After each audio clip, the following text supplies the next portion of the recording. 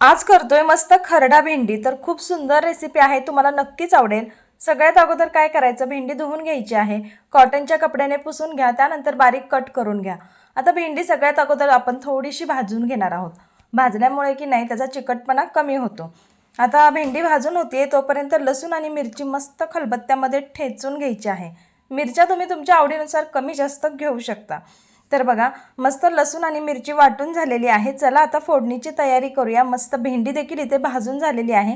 आता भेंडी मी एका ताटामध्ये काढून घेते आणि त्याच कढईमध्ये आता फोडणी टाकणार आहे। तर फोडणीसाठी मी 2 चमचे इतकं तेल घेतलेलं आहे। त्यानंतर तेल गरम झाल्यावर थोडंसं जिरं घालायचं आहे, मस्त ताजा ताजा कढीपत्ता घालायचा आहे।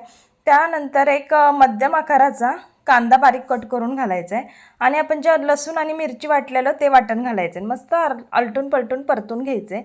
थोडीशी हळद घाला, मीठ घाला, परतून घ्या आणि त्यानंतर भाजलेली भेंडी घाला आणि तीही छान परतून घ्या। तर नंतर एक चमचाभर इतकं तेल घालायचे आणि पुन्हा भेंडी परतून घ्यायची। मस्त खरडा भेंडी तयार झालेली आहे। व्हिडिओ आवडला असेल लाईक करा, शेअर करा, चॅनलला सबस्क्राईब करा। थँक्यू।